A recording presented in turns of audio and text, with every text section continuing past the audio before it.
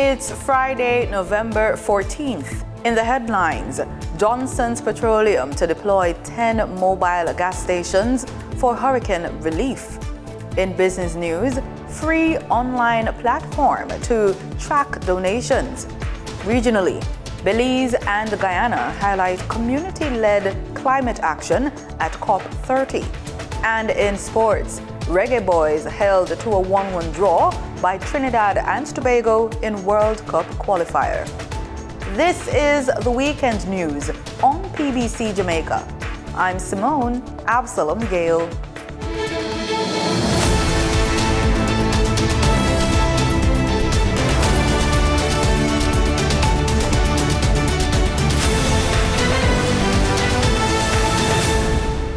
Mobile gas stations are being deployed to provide fuel relief to parishes hardest hit by Hurricane Melissa as part of efforts to restore essential services and support recovery activities. Minister of Energy, Transport and Telecommunications Daryl Vaz inspected the Johnson's Petroleum units during a visit to the company's Beechwood Avenue headquarters this week. Let me congratulate Johnson's Petroleum on this fantastic initiative that will work for the betterment of the Jamaican people, not only in this crisis of Hurricane Melissa, but outside of that, where fuel will be coming to you rather than you having to go for fuel. So it's a good initiative, which I endorse fully, and I'm sure that, as we know in Jamaica, once something starts, others will follow very quickly. So competition will be there to make sure that the prices are at reasonable as possible, driven by competition. The mobile gas stations are fully self-contained, portable fuel systems that combine fuel storage pumps and built-in safety features. Designed to bring fuel access to areas without functioning service stations, each unit includes 3 independent 1,500-liter compartments for dispensing different types of fuel. The stations are equipped with digital meter systems displaying liters, sales, and price, an emergency stop button, and solar-powered capability for added resilience. Approximately 191,000 buildings, representing 20% of the 960,000 structures assessed island-wide, sustained damage ranging from minor to severe as a result of Hurricane Melissa. Speaking during a special press briefing on Hurricane Melissa recovery at Jamaica House on Thursday, Director General of the Office of Disaster Preparedness and Emergency Management, ODPEM, Commander Alvin Gale, said within the subset, 146,000 structures, representing some 15% of those assessed, have experienced major to severe structural damage. In the parishes of Westmoreland, St. Elizabeth, St. James, and Hanover, they continue to record the highest concentrations of damage, consistent with the storm's trajectory and the wind field data recorded during landfall. It is estimated that some 90,000 households and some 360 persons were directly impacted in these reports. The ODPEM head outlined that findings from the assessments are now guiding the National Recovery Framework, with focus on prioritizing shelter solutions, delivering targeted material support, and establishing designated safe housing zones.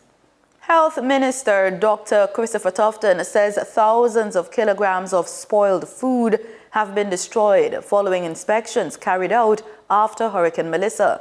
The move is part of efforts to protect Jamaicans from foodborne illnesses as cleanup continues across the island.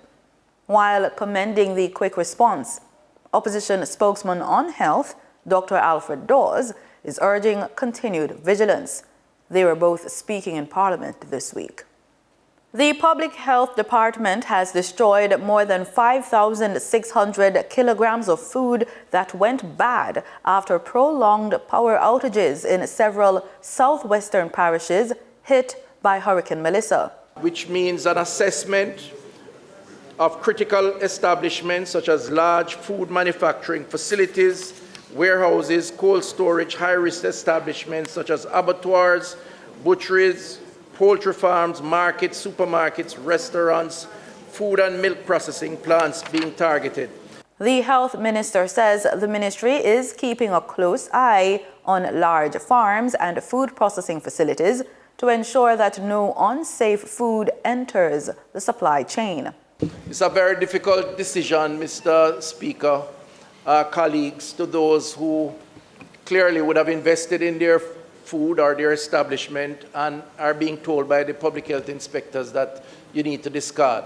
The absolute reality is that if storage is not proper, then it poses a risk to the population, and in the interest of health, we have to take action. So I crave the indulgence of those who may be impacted negatively. For his part, opposition spokesman on health, Dr. Alfred Dawes, commended the quick response of public health teams, but warned that diseases like dysentery, dengue, leptospirosis, and typhoid could spread if conditions worsen. Dysentery, dengue, pneumonia, leptospirosis, and typhoid are already here in Jamaica.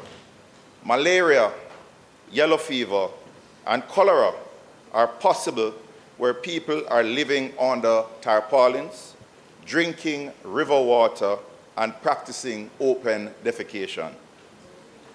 In the midst of our cleanup and rebuilding efforts, be mindful that every action has a collateral benefit of preventing further loss of lives. Dr. Tufton, however, notes that so far there have been no unusual disease outbreaks, and surveillance teams are actively monitoring for any signs of water or mosquito-borne illnesses. On Wednesday, much-needed hurricane relief supplies was delivered to the island thanks to Florida's Broward County Commissioner Alexandra Davis, along with community partners in the United States Diaspora, in collaboration with key stakeholders in Jamaica. These stakeholders include the Agro-Investment Corporation Jamaica, an agency of the Ministry of Agriculture, Fisheries and Mining.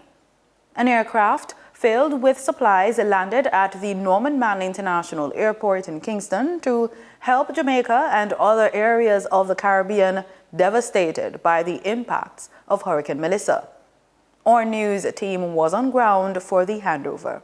I'm here to bring food to my aunt in Hanover. Unfortunately, the bag got delayed in Miami, but we also had some cargo that came down that we helped to accumulate that we're going to go get to help as many people as we possibly can in Jamaica. It certainly is a bad situation, unfortunately, but the goodness of people is coming out, and I've experienced that in America and here also. It seems as if people have found a way to be kinder and gentler to each other, especially Jamaicans amongst themselves.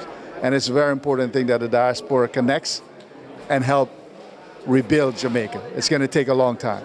Commissioner Davis says relief efforts will continue as long as needed to help communities rebuild after Hurricane Melissa. As an elected official in Broward, we have a lot of pull to really galvanize the diaspora. That's exactly what we did. And we have continuing drives for Hurricane Melissa victims. And so when we get the items, we try to get them on board an air cargo aircraft and bring them right to the source. We are continually doing that in Broward County, continually having these drives to help the victims, whether you're going through Food for the Poor, going through GEM, or directly here, which we actually got our items through Barrington Irvin, who is, as you know, well-known Jamaican captain. And so he brought the items for us, and we're looking forward to continue working with him. Hundreds of schools damaged by Hurricane Melissa are getting much-needed help. At a press briefing on Hurricane Melissa recovery, the Education Ministry announced special cleanup grants to get classrooms ready again as rebuilding efforts continue across the island. The details in this report from Danita Rodney. Schools hit hardest by Hurricane Melissa will receive grants ranging from $300,000 to $1 million to support cleanup and recovery. Portfolio Minister Dr. Dana Morris-Dixon stated that allocations to institutions earmarked for support will be based on the scope of the work required.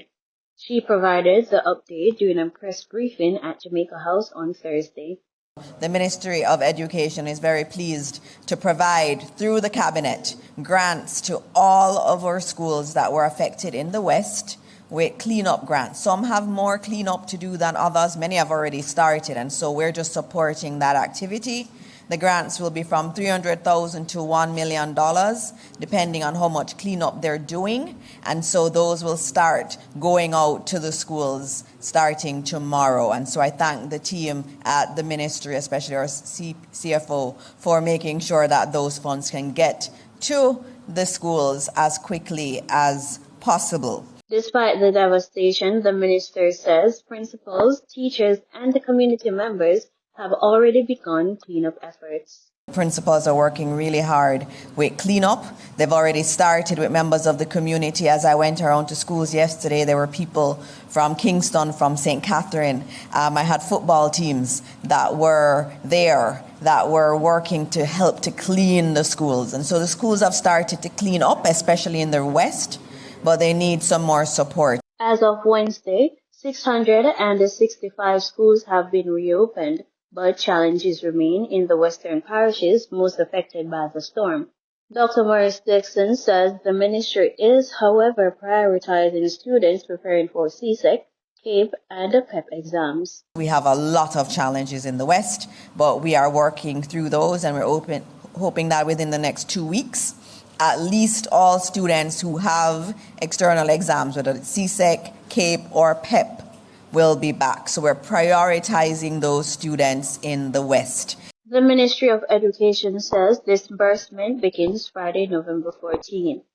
While full rebuilding will take time, temporary spaces are being arranged to keep learning going.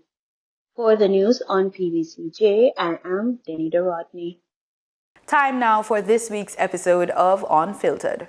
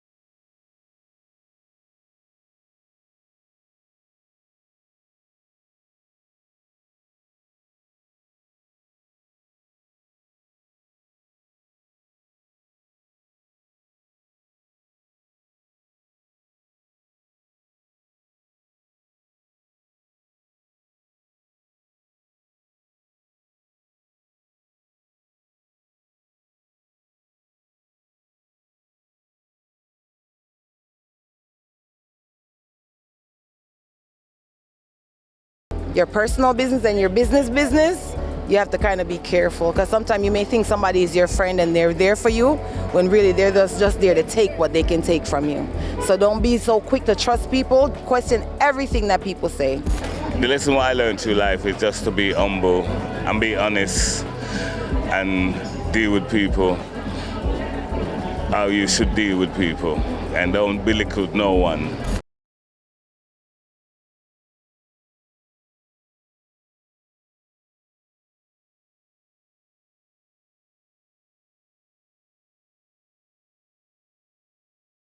Is to love my brothers and sisters, warmness in Jamaica. When even say, what name they divided what? Oh, that's something they go again, say united we stand and divided we fall. So guess what now? I love we have to just hold up each and every one and you hear? Well, the biggest life lesson I know, it's a brand new day and it's a new day and it's a new season, and once you're alive, you're here for a reason. We just have to give thanks for the sunshine and trust in Almighty God because He's one of a kind. We move on to the business report with Denise Williams.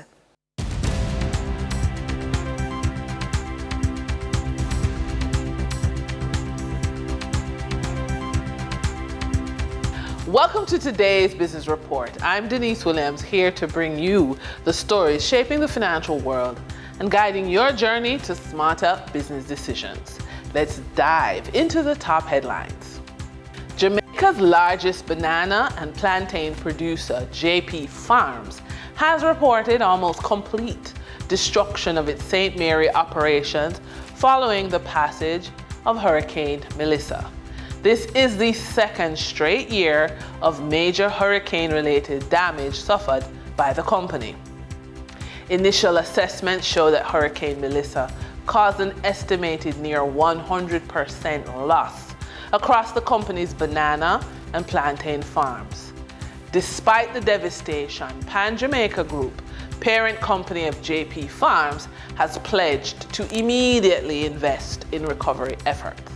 This follows a $250 million injection last year to restart production and restore profitability after Beryl's impact. PBCJamaica's Vice Chairman and CEO Jeffrey Hall told RJR News that the company remains steadfast in its commitment to Jamaica's agricultural sector and to support families in the parish. In response to the devastating impact of Hurricane Melissa, Appfinity Technologies Limited has officially launched Relief Talk Jamaica, www.relieflinkja.com, a digital relief mapping and management platform. The platform provides a seamless bridge between donors, relief agencies, and government partners, ensuring that aid reaches those most in need swiftly, transparently, and directly. Through Relief Link Jamaica, affected individuals can submit applications, upload proof of damage, and share their stories through photos, videos, and testimonials, all from their mobile devices. Each applicant is then mapped by parish, community, and GPS coordinates, allowing for precise tracking and response planning.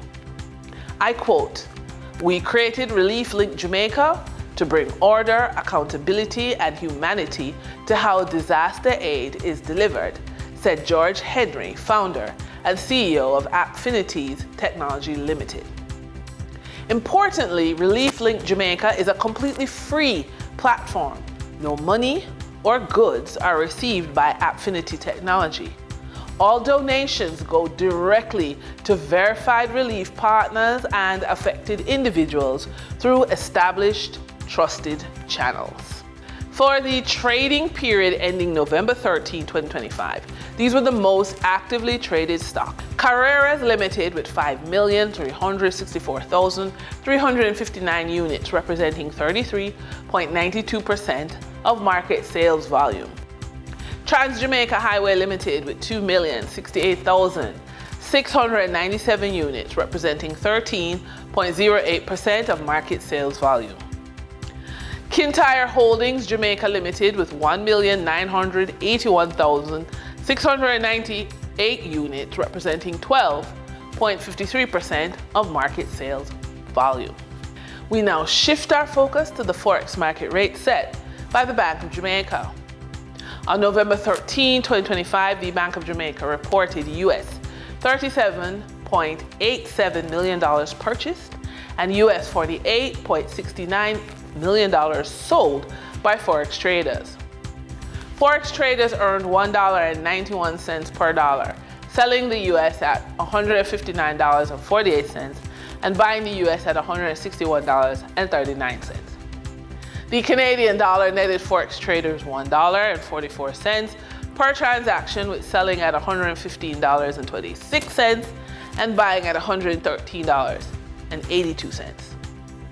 The British pound yielded Forex traders $2.12 in profits, with selling at $212.49 and buying at $210.37. For our credit report tip of the day, use your credit report to kickstart your disaster recovery. When crisis hits, clarity matters. Your credit report gives you the facts you need to rebuild with confidence. Take these 10 rapid fire actions. Pull all credit reports. Get the full financial picture. Fix errors immediately. Do not let mistakes hold you back. List every debt. Know what's urgent and what can wait. Call every creditor. Ask about hardship and relief options. Review available credit. So you want to identify resources that you can tap into safely. And then use the aid strategically. Direct insurance or relief funds where it matters most. Then prioritize smart payments. Target high interest or high impact debts first. Build a recovery timeline. It's recommended you set clear 30, 60, and 90-day goals, and then monitor consistently. Watch for errors, fraud, or new changes. And then get expert support. Guidance from a financial coach speeds up recovery. Your credit report becomes your action plan, not your obstacle. So start today. And that wraps up today's business report. I'm Denise Williams, reminding you that every financial decision is a step toward your future. Until next time, stay focused, stay informed, and keep striving for success. See you soon.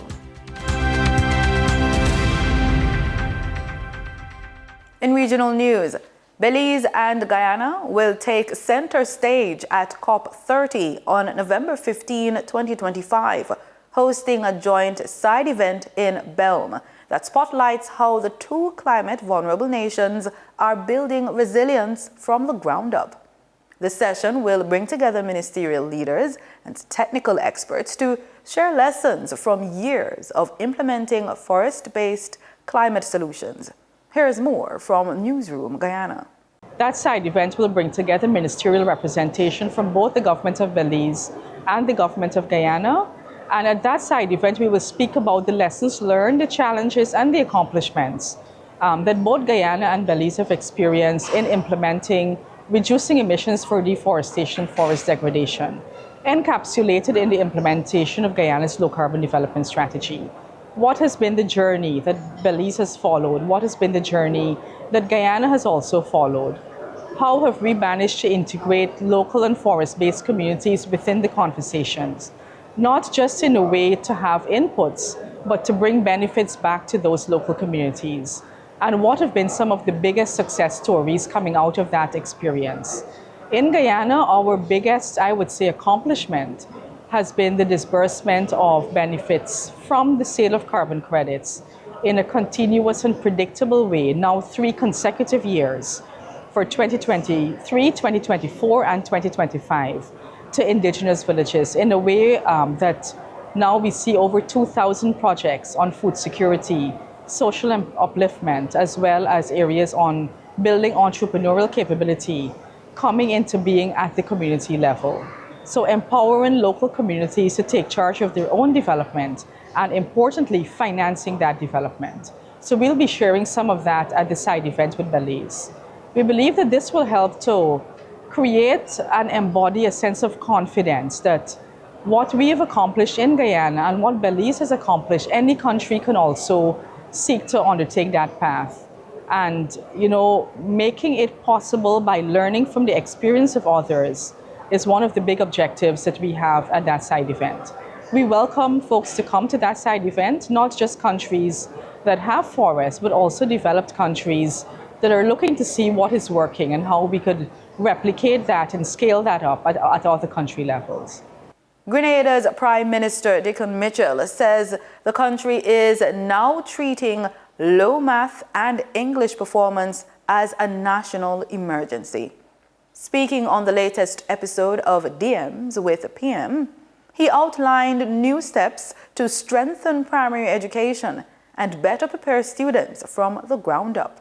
The government of Grenada is said to be focusing its efforts on primary education in order to improve overall mathematics and English performance. During the latest episode of DMs with PM, Prime Minister Dickon Mitchell lamented poor pass rates, which he said is a regional issue. We want to improve certainly the pass rates in math, in particular because it really is abysmal. There's no other way to look at it. I think we see it as a national emergency and frankly a regional emergency because what's happening in Grenada is reflective of what's happening in the region. And the same for language. As a solution, the government is working to build the capacity of primary school teachers to create a stronger foundation for students. The Prime Minister discussed recent efforts to improve the delivery of mathematics teaching in primary schools. We need to make sure that the teachers who are best able to teach math do so. And whether that means, in a sense, having a roving or itinerant methodology where the teachers actually go from different schools to deliver the math lessons, we think that is critical. The Ministry of Education has also begun extensive training of teachers in ensuring that the methodology for delivering math lessons, the math plans, are better structured and that we are able to better deliver this. He also discussed the government's partnership with Grenada Schools Incorporated and Rooms to Go to strengthen literacy among younger students. Single out a private partner that has really helped with the building and establishment of libraries in many of our primary schools. And they have done a significant job. Grenada Schools Inc. and the Rooms to Go partnership that has built several libraries throughout the length and breadth of Grenada, including in St. David, where we can allow our primary school students and teachers to be able to have access to not just literature, but literature actually produced by Grenadian authors and illustrated by Grenadian illustrators. Further afield, our reporter Marlon Samuels takes us on a journey to Liangzhu, a breathtaking archaeological site that unlocks the secrets of China's ancient past and is now a UNESCO World Heritage Site, drawing tourists from around the world. Nestled in the heart of Zhejiang province, the Liangzhu ruins are a testament to China's sophisticated ancient civilization. This UNESCO World Heritage Site features impressive remnants of a once thriving city, including intricate water management systems that showcase the ingenuity of early engineers. It's also the earliest water conservation system in China, and it's also one of the earliest in the world. And also we can see that it's very important for us because we can know how the Liangzhu people to build the dam, to build the water conservation system. And it's also gave us a good lesson to the modern urban rice management. Visitors can explore ancient jade artifacts, massive dikes, and relics that reveal how the people here mastered water control thousands of years ago, a skill that still influences China today. Whether you're a history buff or a curious traveler, Liangzhu offers a fascinating glimpse into the past, combined with scenic beauty and a cultural richness. It's a must-visit destination that rivals the world's great ancient sites like Greece's legendary ruins, offering a captivating glimpse into China's rich history and ingenuity.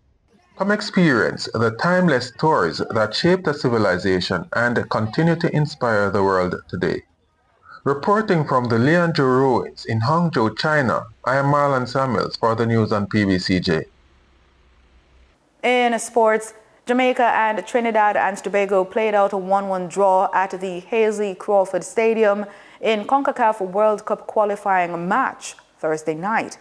In the group's other fixture, Curacao dominated Bermuda 7-0, tightening their grip in the standings with an emphatic performance. Reggae Boys head coach Steve McLaren says Jamaica were undone by a late defensive error, which allowed the hosts to pull level and cost his team all 3 points.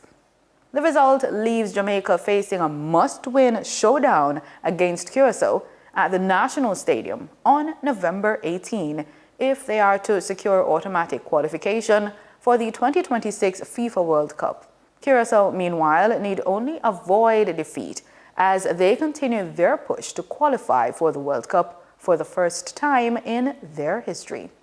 And that's it for the weekend news. Pleasant viewing.